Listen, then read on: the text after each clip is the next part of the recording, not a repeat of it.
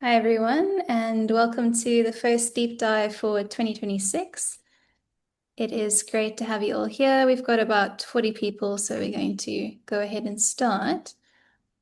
And today's deep dive is going to be an expert review by Prof. Wendtner on ASH 2025 Actionable Insights in CLL. I'm going to start with our housekeeping notes. So today's session is brought to you by Blood Assay and Beijing, and in collaboration with Sajas and Sassets. And Prof. Verberg and myself, Nicola, and we've got Michaela Brooks, who's helping us with some admin this year. And just some housekeeping notes. So the recordings can be found on our website under Resources Deep Dive. And if you have any questions, you can just save it to the end of the meeting, and Prof. Wendtner and Andrew will lead the discussion. CPD points, you need to attend for a full hour to get your CPD points. When you register, well, all of you would have registered, but it is important that you entered your HPCSA number correctly. If you think that you didn't, just pop us an email at admin@bloodassa.org.za. As your HPCSA number being entered correctly determines if you're going to get CPD points or not. And if you'd like to join the mailing list or update your email or change your subscription preferences, then you can go to our website, subscribe to Deep Dive. And any feedback you have for us at the end of the session would be much appreciated. We use this to feedback to our speakers, tell them what you guys like, what you don't like. And it just means we can keep making this a better platform for all of you going forward. And a note about HemOnc, which will be from the 2nd to the 4th of October this year, and will again be at the Century City Conference Centre in Cape Town. The theme for the year is Beyond Boundaries, from Progress to Access. This is the 18th HemOnc conference. There is also a physicians conference coming up at the Protea Hotel, and that is from the 4th to the 6th of June, and there will be sessions on hematology. I know Prof. Lowe is presenting there. And from here, I'm going to hand over to Andrew. So the agenda is a talk by Prof. Clemens Wendtner. There'll be Q&A from around 5 o'clock, and then closing after that. Okay, thanks, Nicole. It's a great pleasure to welcome you all this afternoon to the first deep dive of 2026. We hope it's going to be a very auspicious year for deep dive and hematology education in South Africa. So very privileged to introduce Prof. Clemens Wendtner, who's Professor of Medicine and Senior Consultant for Hematology, Oncology, but as well as Infectious Disease. That's a very interesting, a very useful combination, especially in lymphoid malignancies where infections are not uncommon. And he works at the Ludwig Maximilian University in Munich. So I think he's been interested in CLL for quite a long time, and a founding member of the German CLL study group, and its immediate past scientific secretary, and he's been a PI on many trials. And I think after that short bio, I'm not going to go through the whole of it, but Clemens, we're looking very much forward to your presentation. Thank you. Yes, so thank you very much, Dr. McDonald, for this kind introduction. And dear colleagues, there are places in the world who wish to be there. And South Africa is one of these places, having freezing temperatures right now in Munich. I would wish to be there on spot, but today we have a virtual meeting. And I hope I can just give you some insights, some news, especially based on the the ASH meeting, the recent ASH meeting, and I'm now sharing my slides with you. Let's see. Should be here. Just a moment. Hope you can see now my slides. And yeah, we can see them. Thank you. Okay, thank you. So I will I hope to give you some actionable insights in CLL and. Nee, Jokus moes verskriklik en dit reën die hele tyd in Port. Can we everyone mute kyk wat's minus se temperatuur. Can we mute everyone, please? Ja. Okay, so I will. Let me see if I can do that. But yeah.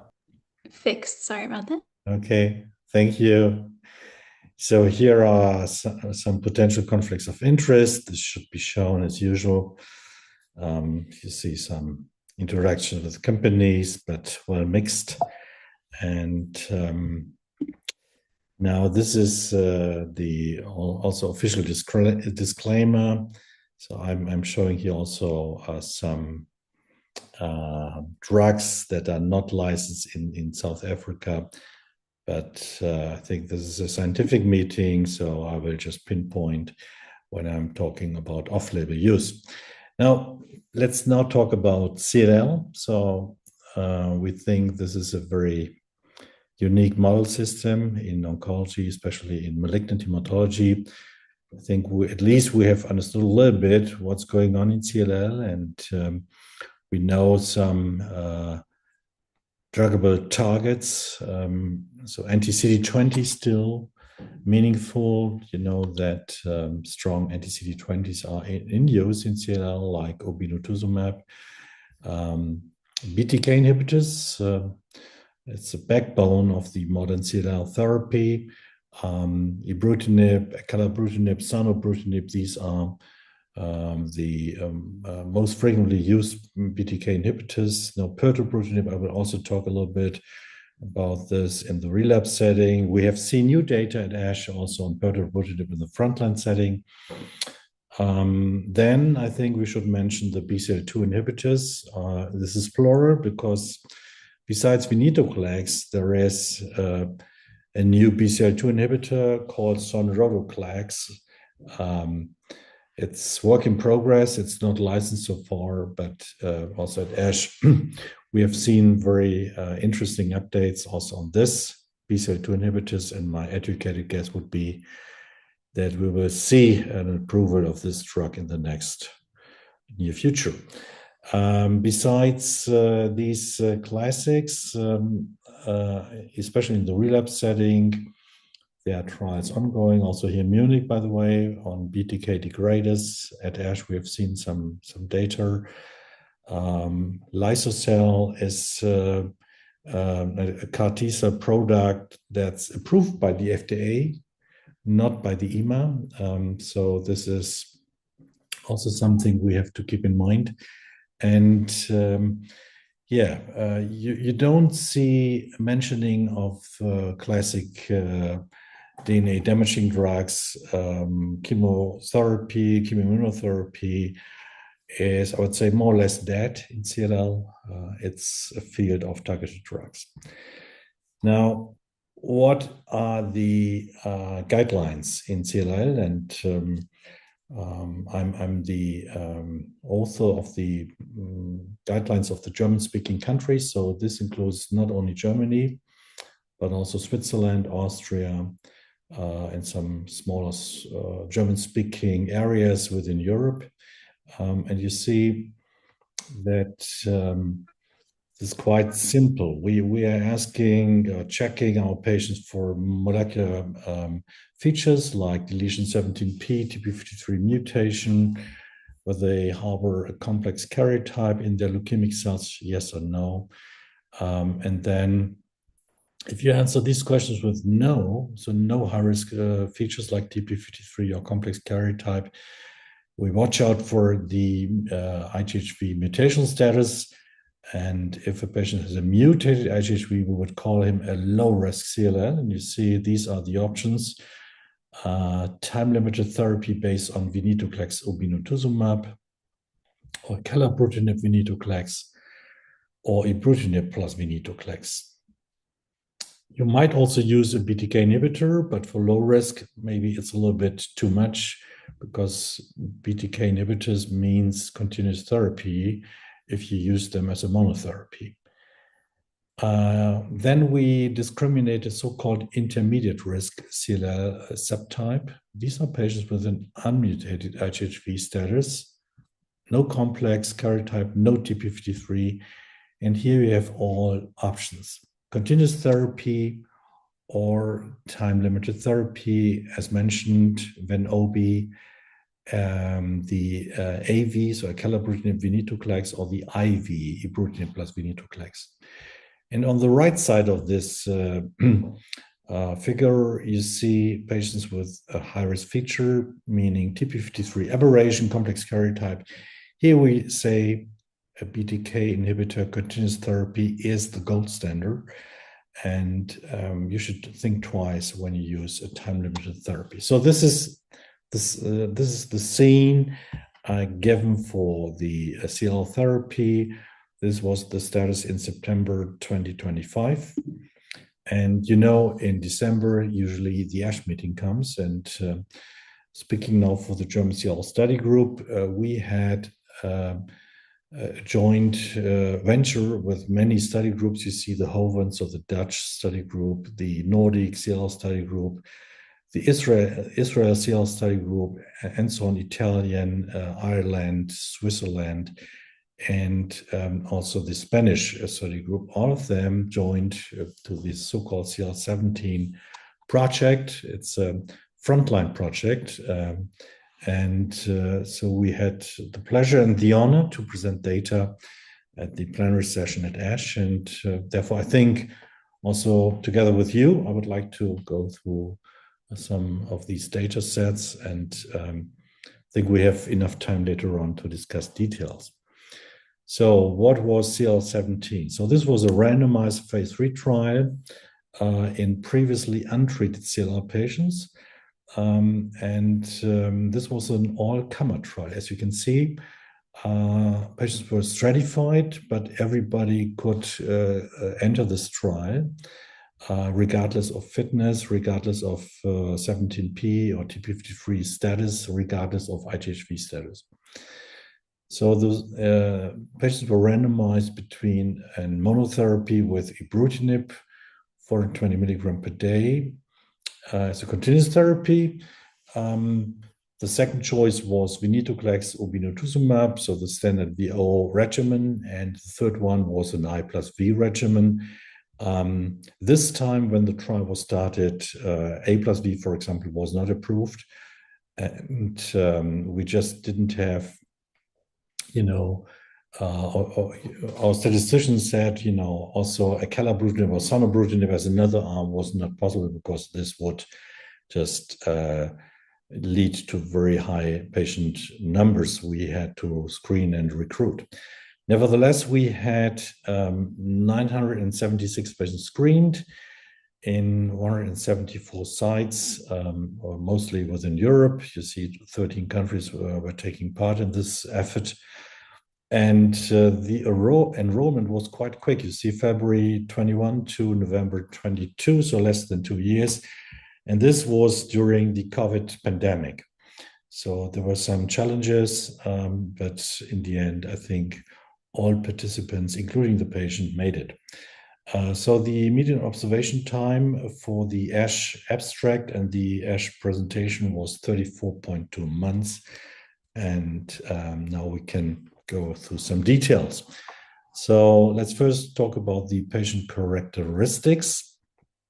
You see nicely shared between the three groups. The patient accrual, the median age was 66, 65, so a little bit younger population than we think a CLL patient is presenting. Usually we know that the median age is 72 for a CLL patient, but still we had also elderly ones and also a significant proportion of patients being unfit.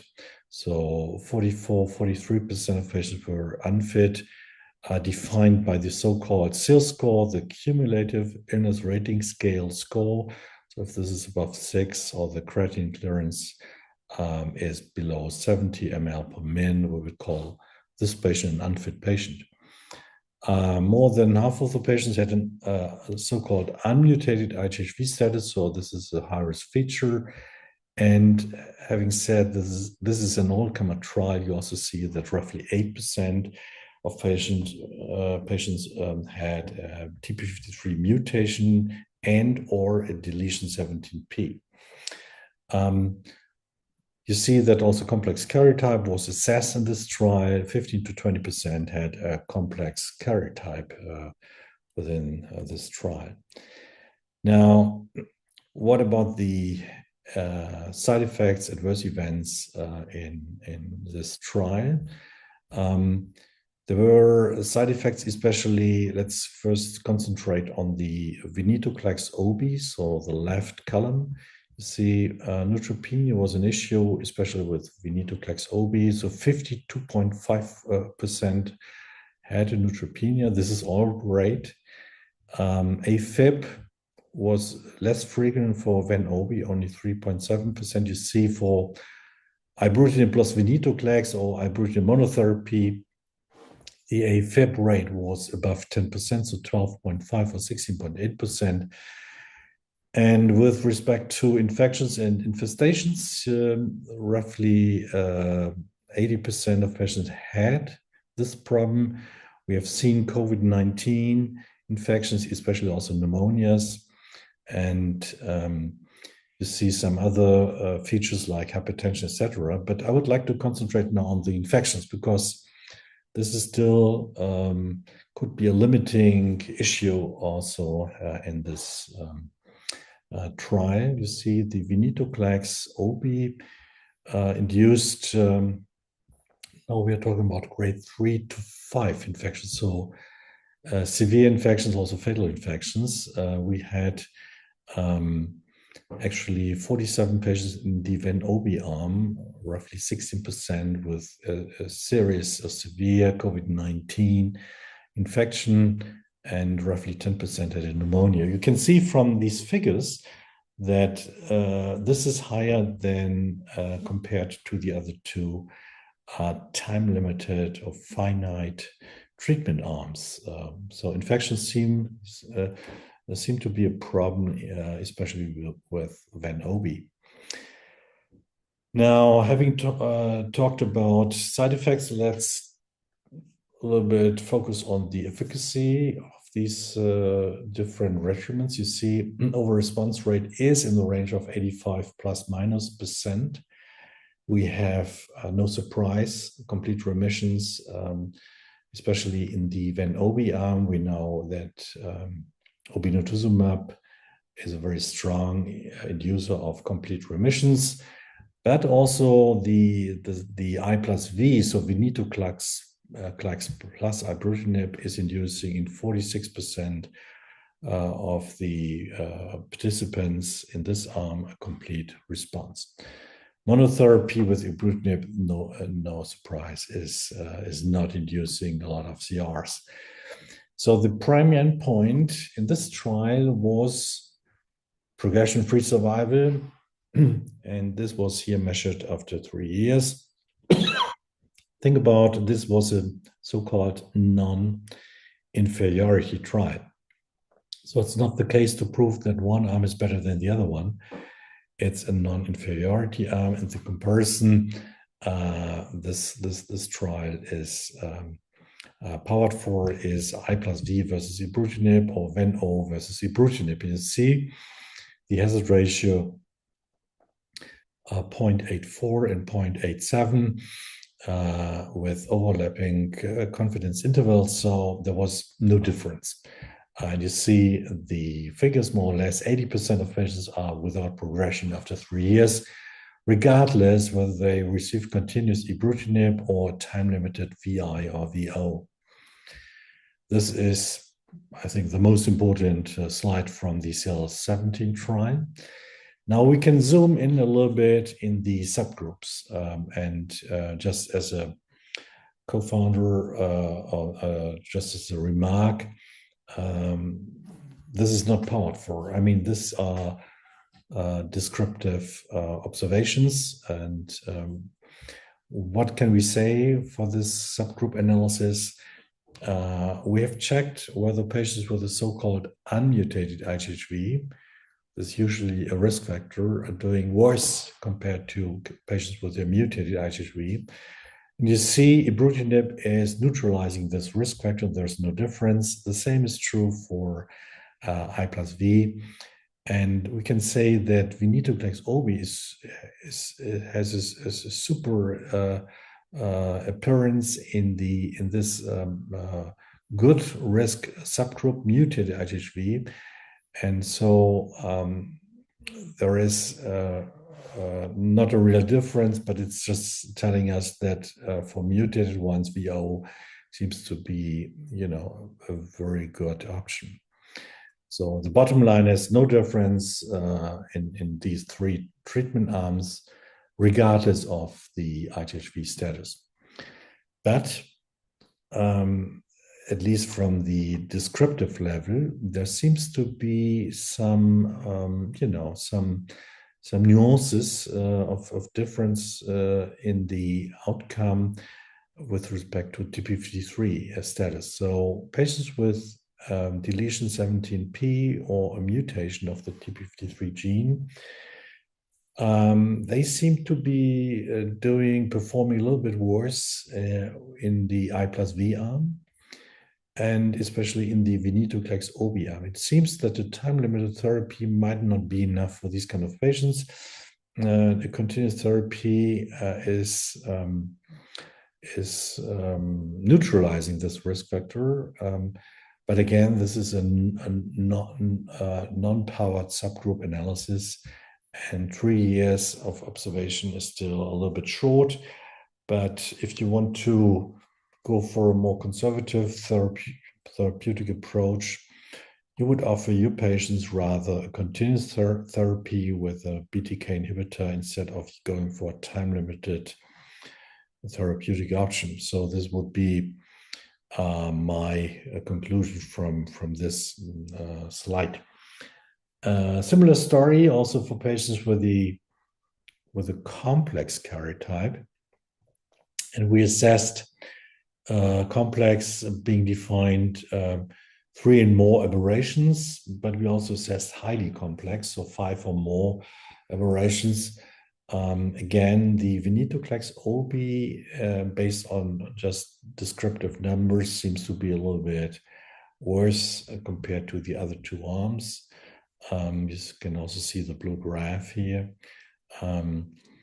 My personal conclusion for the time being, I would rather go for continuous therapy for patients with a complex karyotype. Now, a very rough endpoint, but the most important for the patients without any doubts is overall survival. And again, Ven-Obi is doing a little bit worse. Based on this number, 91.5% were alive after 3 years, while 95.7 or 96% were alive on ibrutinib or I plus V. Why? Because we lost, unfortunately, patients based on infections especially. So 12 fatal infections, 7 out of 12 were COVID-based, and you see the numbers were lower with ibrutinib or I plus V. Now, what is the conclusion from CLL17? I think we could say, just thinking about the statistical design, it's a non-inferiority trial. We have to say that Ven-Obi and venetoclax ibrutinib achieved non-inferiority in PFS compared to the ibrutinib. This was the standard arm. I think we have to closely follow up on some differences I pointed out, but this has to be watched and monitored over the next years. I think there are some early safety considerations. I think we have to be careful with anti-CD20 antibodies also with respect to infections. Also, the vaccination status is very important for our patients. And a venetoclax OB seems not as safe as we might have thought before. We have to be careful not to induce too many infections in these patients, especially in the elderly ones. Otherwise, I think we have to say that the safety profiles are very consistent with known adverse events we've seen before in clinical trials. So what is the meaning for the patients? I think just based on the non-inferiority hypothesis, we can say that for most patients with previously untreated CLL, both continuous BTK inhibitors as well as fixed duration therapies remain very viable treatment options. So this was CL17. You see, spent some time on this trial because we think it might also be practice changing. If you want to read a little bit more about this trial, here's the publication and the QR code, so you can go into details. Now, what has been shown else at ASH? I think we have seen also an interesting 6-year follow-up of the so-called Sequoia trial. So in Sequoia, the second generation BTK inhibitor zanubrutinib has been compared to bendamustine rituximab in the frontline setting. But in this trial, we also have seen 2 arms that have focused on patients with a 17p deletion. So this is just the study design. Arm A and B, so Sano against bendamustine rituximab. Arm C only included deletion 17p patients. And you see Sano monotherapy. And I will just focus on these 3 arms first. And again, it's a frontline trial. In arm A and B, you see 479 patients have been included. In arm C, 111. That's quite a lot for this 17p subgroup. So arm C is unique for this. I think nothing really special. You see, the patients were elderly, so 70, 71 years elderly than we have seen previously in CL7, in the CL17 trial. And otherwise, you see the risk features, unmutated IGHV. You see also complex karyotype was assessed in the Sequoia trial.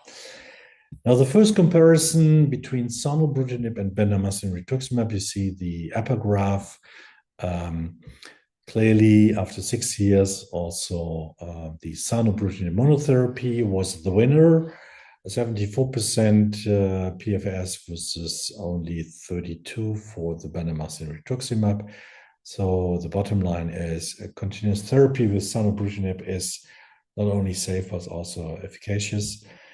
And I think what strikes me most is also that we have superb outcomes for ultra high-risk patients with a 17p deletion. So 64% of patients were without progression after 6 years. So quite stable data. This is one of the longest follow-up in this subgroup.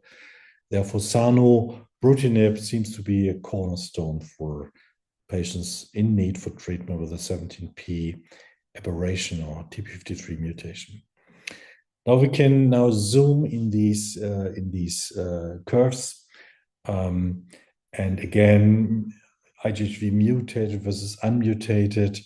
You see, it doesn't matter with zanubrutinib, there is almost no difference, but it matters in the classic chemoimmunotherapy. There you get the spreading of the curves. But I think nowadays we wouldn't use chemoimmunotherapy any longer, at least in Europe. It's no more standard. So we are on the safe way with the BTK inhibitor monotherapy. And in arm in arm C, you can also dissect the TP53 aberrant patients, whether they also have a mutated or unmutated IHV. Again, doesn't matter. Same curves, more or less. Now, COVID adjustment, I'm not a big fan of this, but because, this has been also stressed in the Amplify trial for acalabrutinib. Here just the proof that COVID, yes or no, doesn't matter. So the OS curves are not really different. And I think more of importance is other side effects between BR and zanubrutinib. You see that for example, the neutropenia rate with the zanubrutinib grade 3 and more is lower compared to the classic bendamustine rituximab. You see that also pneumonias, for example, they're in the range as with BR, basal cell carcinoma, so secondary skin cancers, also in the same range. So nothing really striking or surprising. I would like to stress as a take-home message for you, for your daily practice, I think Sequoia in the 6-year follow-up we have seen at ASH, we have seen data, especially in patients with deletion 17p. We have seen long-term outcomes, and the data are quite robust. And they just suggest that zanubrutinib can really ameliorate the prognosis in this high-risk feature subgroup. So I think a very safe and efficacious drug, especially in this subgroup. The question was, can we do better also for TP53 patients in the future? That's now not approved. So the question is, when you use a combo like zanubrutinib with venetoclax, can we get out more and maybe even stop the treatment after a while? And therefore, the arm D of Sequoia is also of interest. So 66 patients with a deletion 17p. You see also a TP53 mutation was integrated and was compared to 47 patients without this high-risk feature. They received zanubrutinib and venetoclax. And you see the design, patients were treated first with Sano, then venetoclax was initiated, the usual updosing, the weekly updosing you're familiar with. And then based on the undetectable minimal residual disease status, the drugs were stopped. So it's a time-limited approach. You could continue zanubrutinib until you get an undetectable MRD, but otherwise, after cycle 28, the treatment was usually stopped. Now, the disposition of the patients you see outlined here. So altogether, we're talking about 114 patients, so 66 in the interesting arm with the TP53 aberration. As told, also complex karyotype, highly complex karyotype. So you see 36 patients also, 36% of the patients also had 5 or more chromosomal aberrations. And this is the 3-year update of the arm D of Sequoia we have seen at ASH. And just look at the green bars. So this is MRD less than 10 to the minus 5. You see in patients with deletion 17p, we got an improvement from 15% to 38%. So this is, and we are talking about between cycle 15 and 27. So it seems that the longer you treat them, you also get more out of this. And this is just the control arm. Okay, but this argues that these kind of patients also in the doublet might need more treatment, so more than 1 year. These are the classic PFS curves.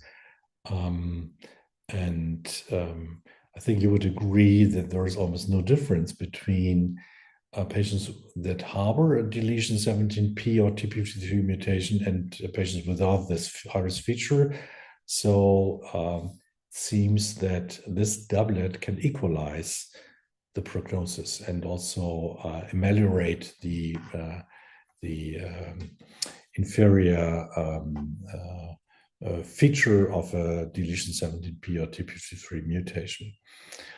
Some updates on the side effects and especially side effects of special interest. You see there were some neutropenias, there were some hemorrhages, hypertension, but I think everything we know from zanubrutinib from former trials, nothing really striking when also using a doublet with venetoclax. So altogether, I think we've seen in the Sequoia AMD a 3-year PFS rate of 87% for high-risk patients. This is very interesting and good piece of data, and this is the reason why also the NCCN guidelines in the US now recommend Sano plus venetoclax as a preferred first-line regimen for CLL and SLL. I have to say, officially, this is not approved, for example, by the EMA, but at least you get a recommendation by NCCN to use also this doublet. Now, having talked a lot about CLL17, the Sequoia trial, I mean, there were also other interesting new trial data you should have in mind when you ask what was new at ASH. And this is the trial with pirtobrutinib versus ibrutinib frontline trial in CLL. So this is a phase 3 trial with this non-covalent BTK inhibitor pirtobrutinib, and this is clearly off-label. This is a randomized phase 3 trial. Pirto is only approved in the relapse setting by FDA and EMA. So Jennifer Boyer from the Ohio State has presented this trial. She included treatment-naive patients, but also relapse refractory patients. And the trial was called CLL 314 trial. And also patients with a 17p deletion were included. And this was just a simple one-to-one randomization between Pirto and ibrutinib. The primary objective was a non-inferiority of overall response rate, and in both in the ITT population, so the entire population, and also in the relapse refractory population. You see in the green bar the outcome of our response, 87 versus 78.5% in the ITT population, so the entire population, 662 patients. You see the nominal p-value is 0.0035. You can also recognize this is true for the relapse population, and for the treatment naive, at least there is a trend for a superiority of Pirto. I have to be careful because it's a non-inferiority trial, but it's a descriptive superiority. The same is true for the PFS curves, treatment naive. You see, this seems to be still quite early to see differences, but in the relapse refractory subpopulation, you have the idea that also the curves are splitting in favor of Pirto. I think of interest is now the side effect profile between the two drugs.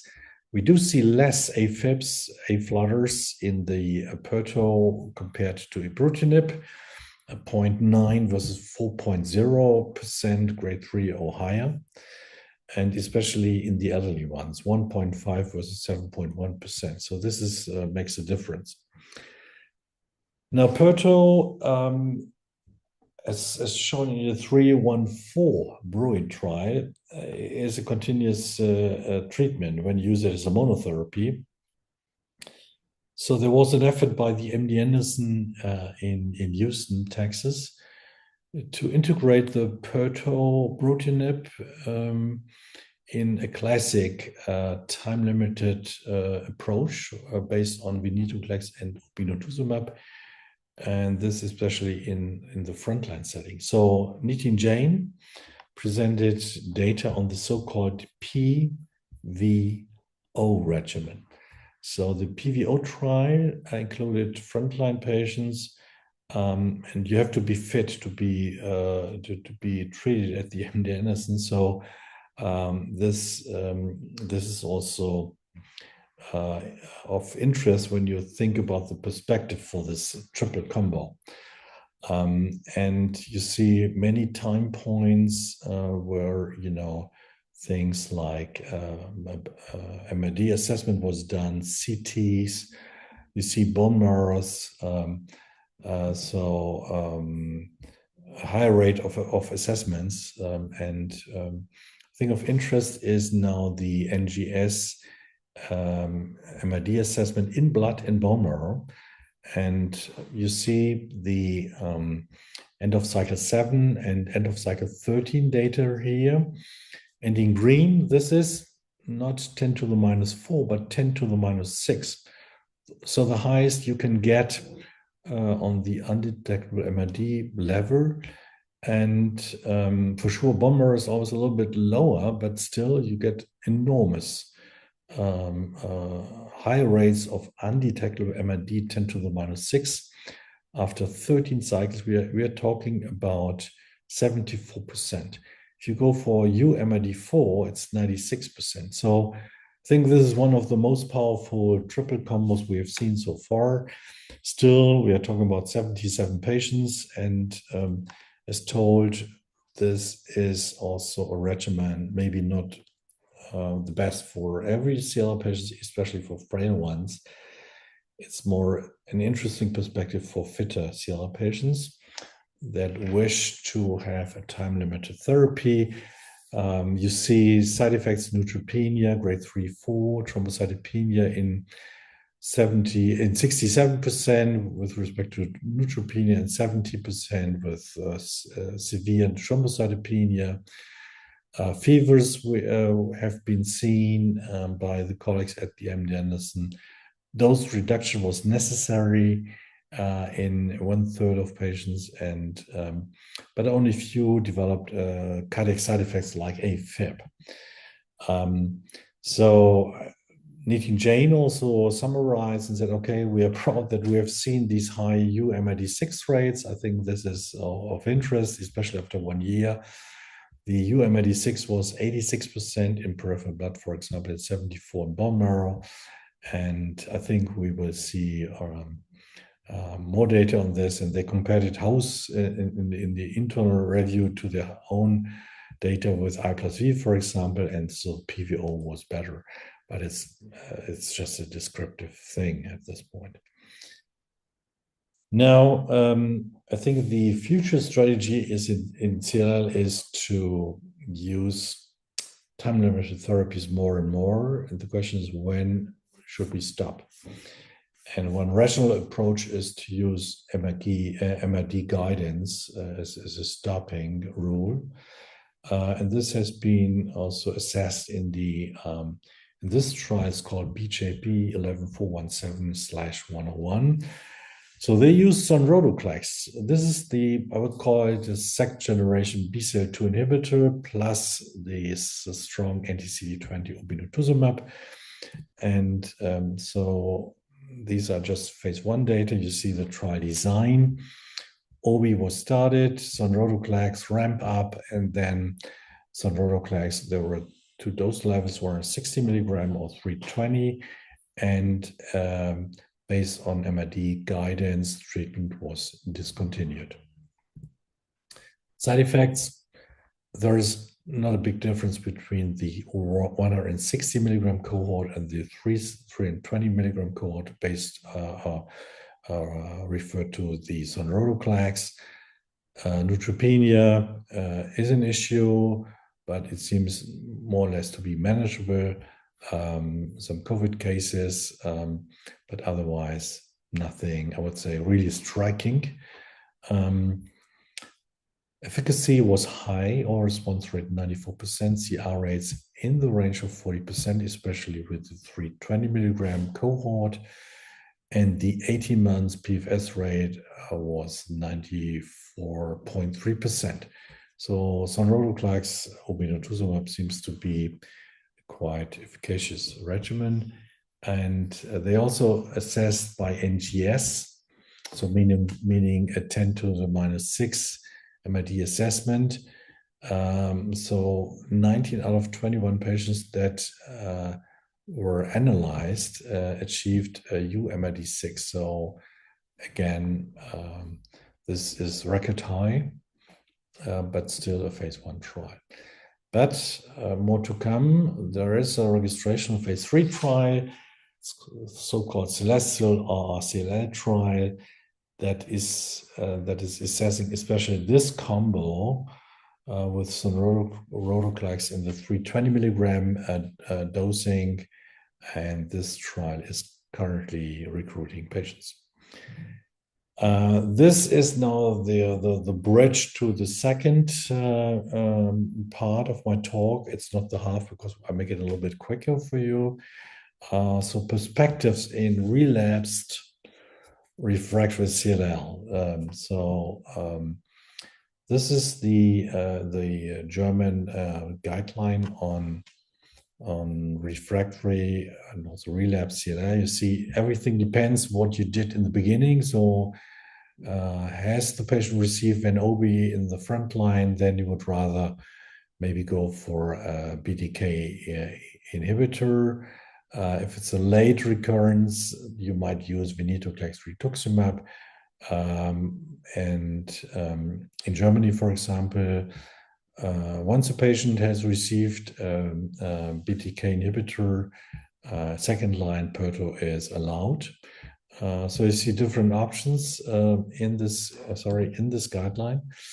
In the end, very few patients are eligible for allo. I would say a handful, because we are talking about elderly patients, and usually you have many options before.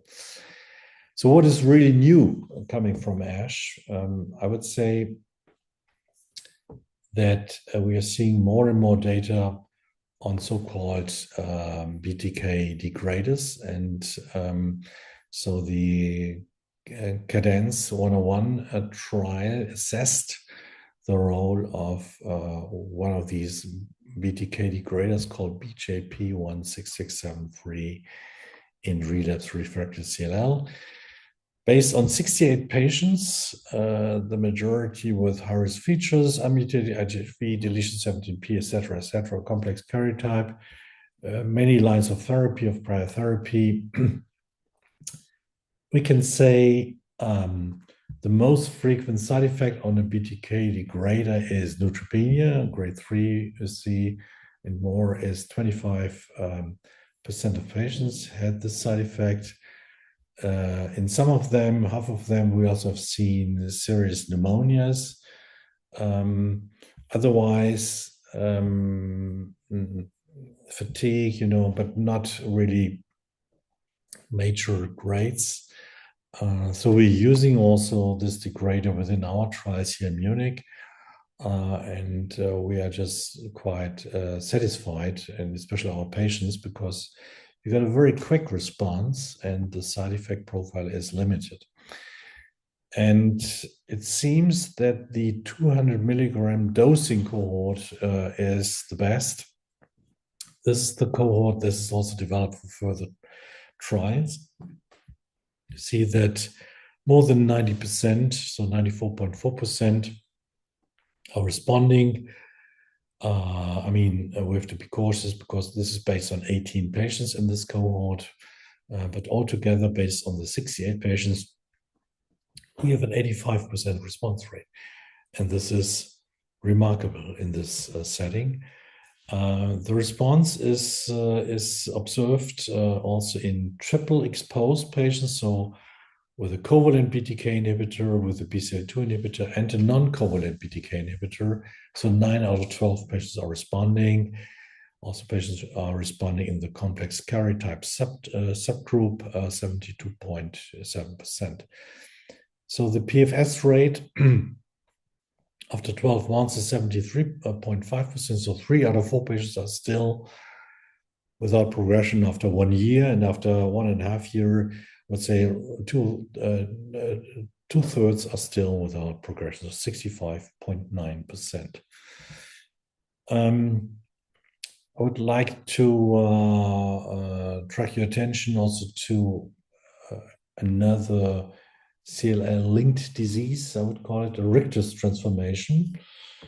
You know that Richter's is occurring in up to 10% of CLL patients, depending on the literature you're reading. But let's say 3 to 5%, I think, is realistic. I think it's important to also know some updates on Richter's transformation. Speaking for the German CLL study group, we have presented the oral session also an update on the RT1 trial.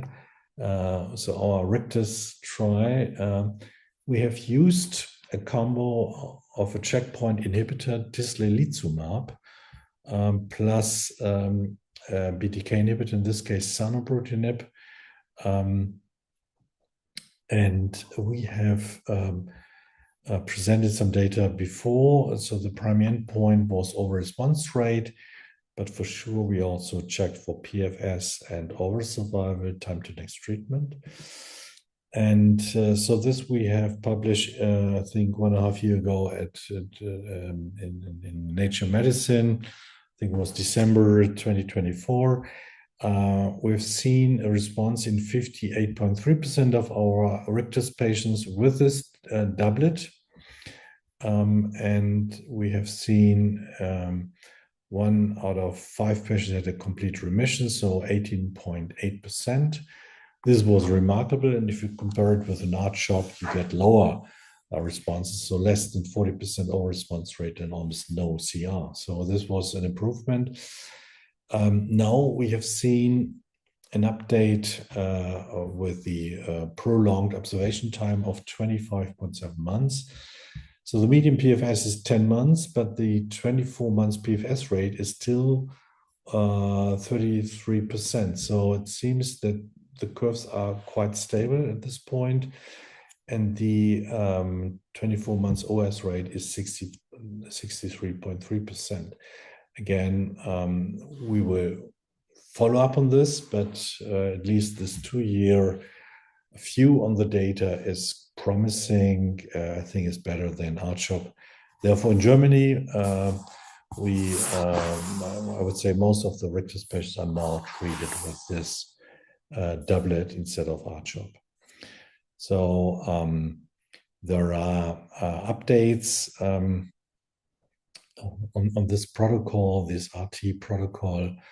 Right now, there is a triple combo evaluated.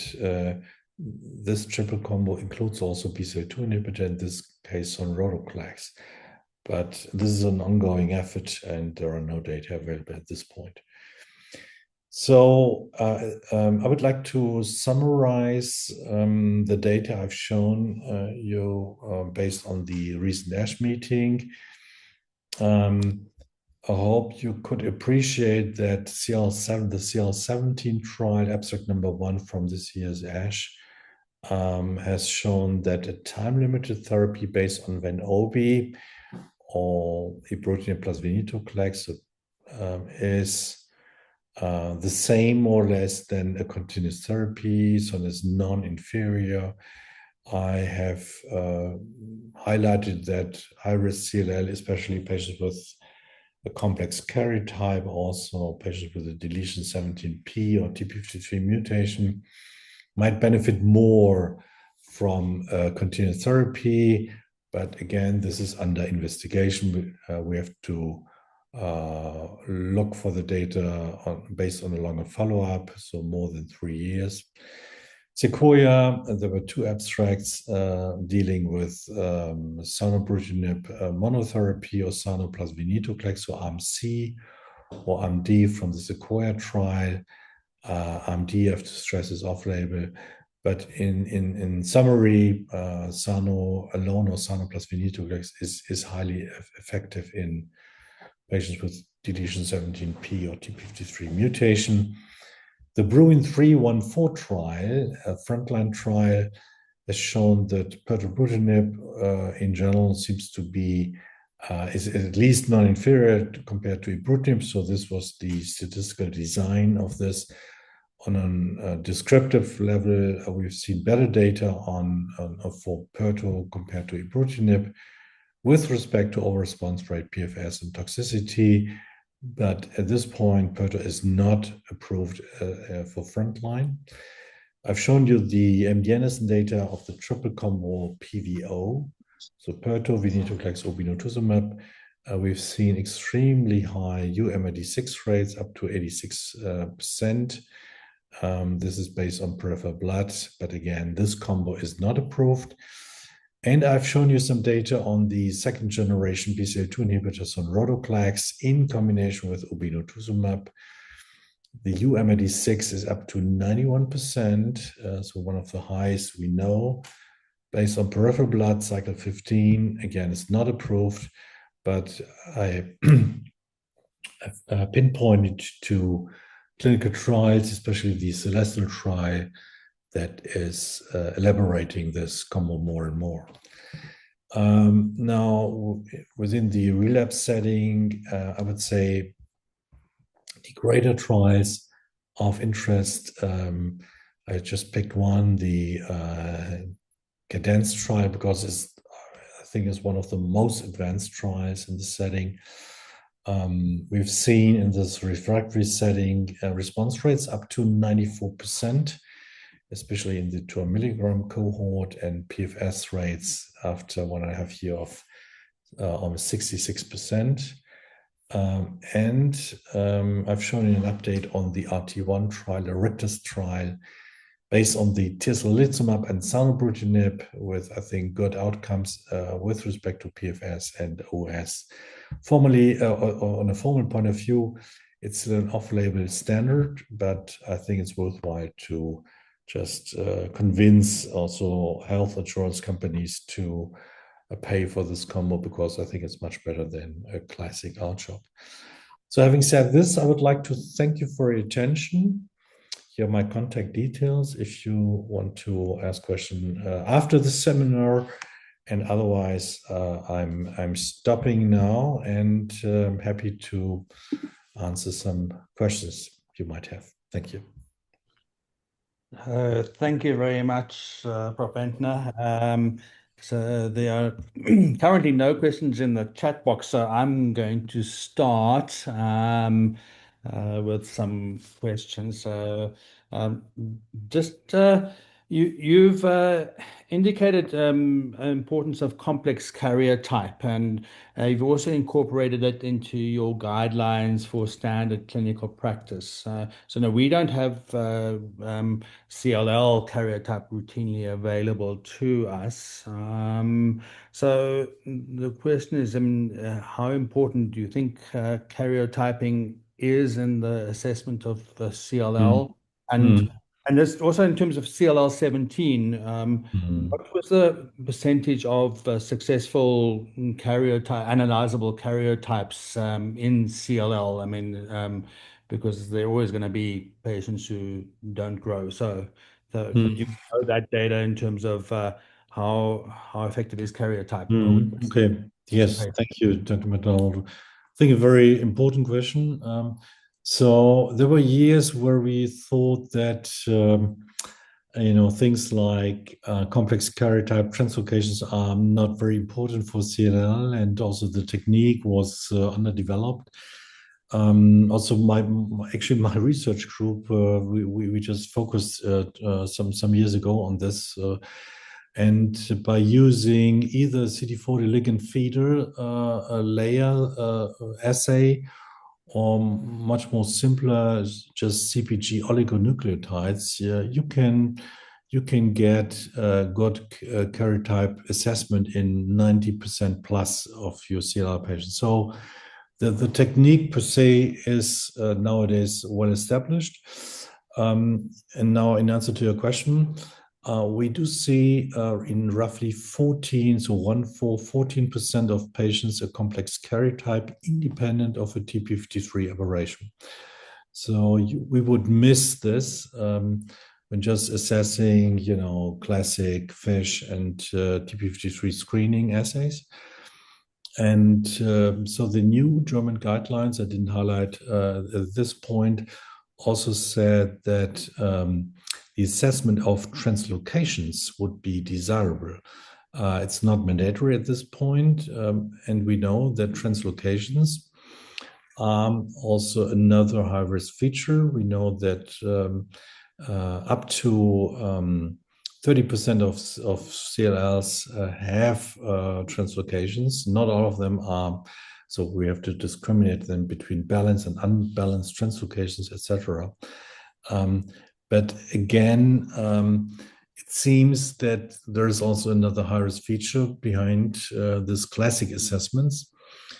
And so in Germany, we are saying, okay, complex karyotype is meaningful because it's not only an academic thing, but also based on CL17, I've shown you that a time-limited therapy, at least based on Ven/Ob, may not be enough for these patients.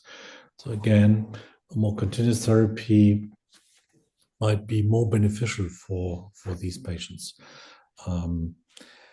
That's my answer. I appreciate, or I'm recognizing that these kind of assays might be expensive and not be available in every country.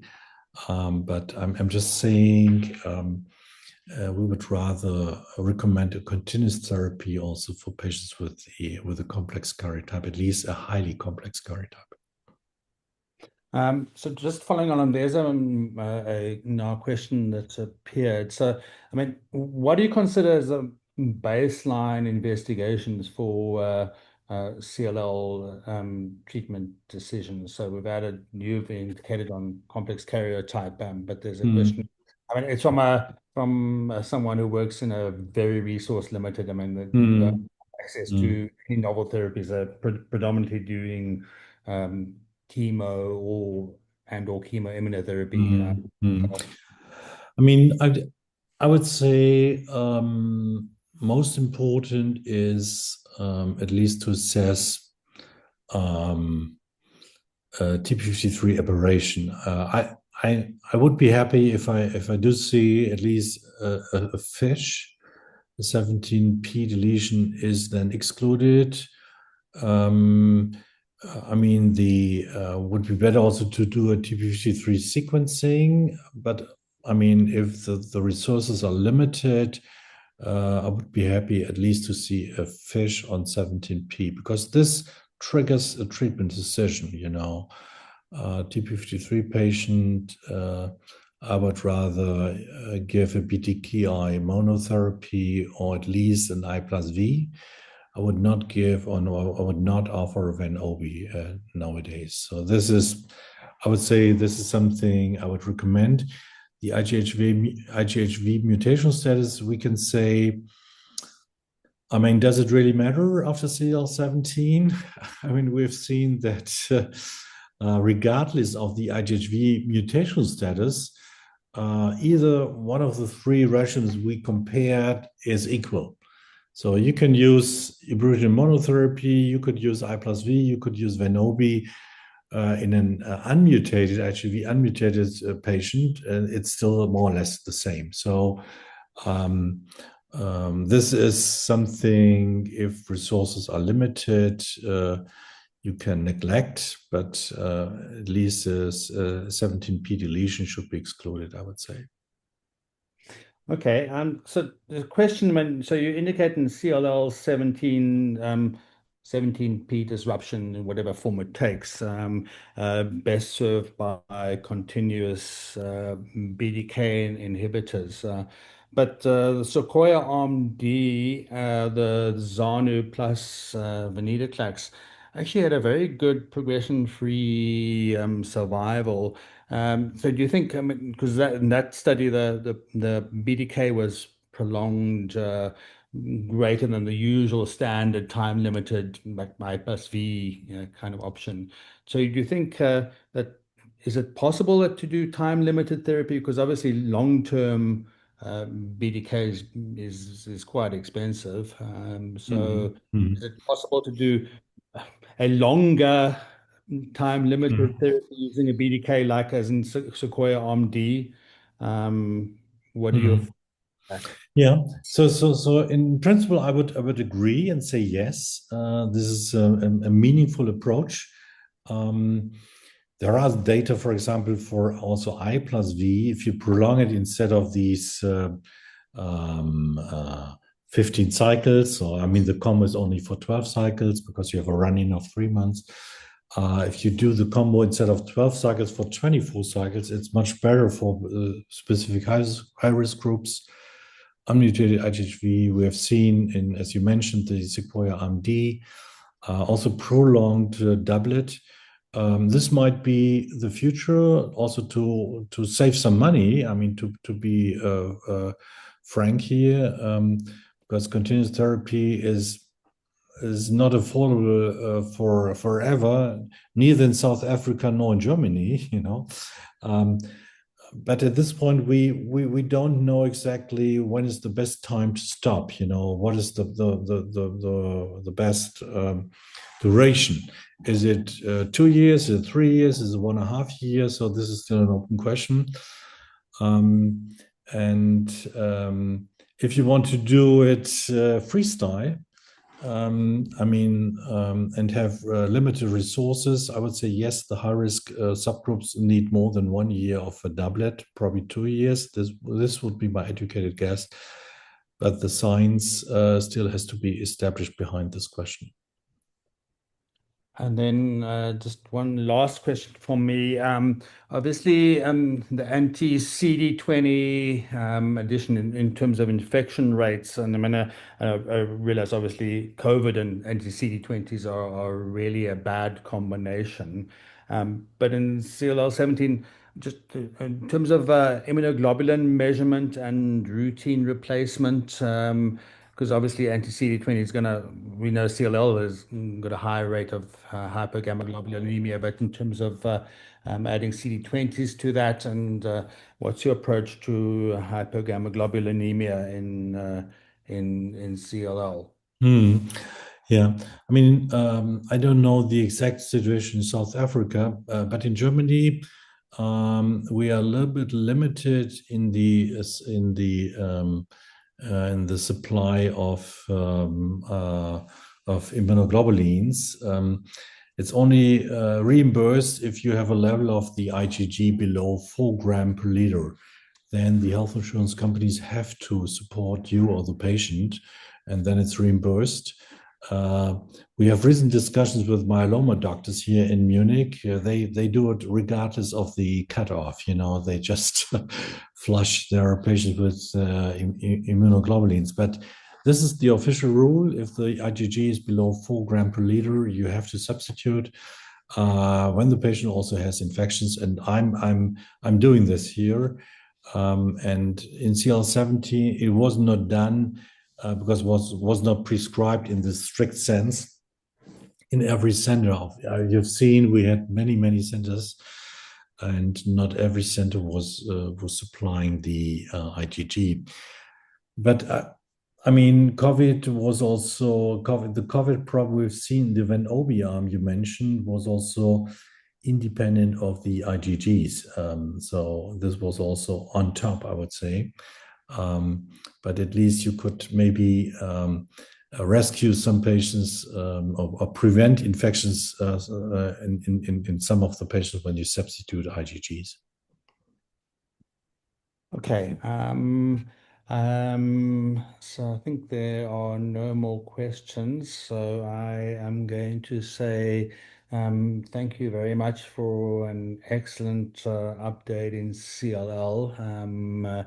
We can only aspire to some of the things that are happening. Obviously, I know that many of them are in trial situations at the moment, but yeah, it's very exciting to see where CLL is going. And Tremaine, to thank you and to thank the audience, and just to remind you to please complete the assessment, which will pop up when you log off, so that we can just keep track of, and Blood SA can just help us improve this excellent resource. So thank you, everybody, and thank you, Prof. Wendtner, for the talk. Thank you.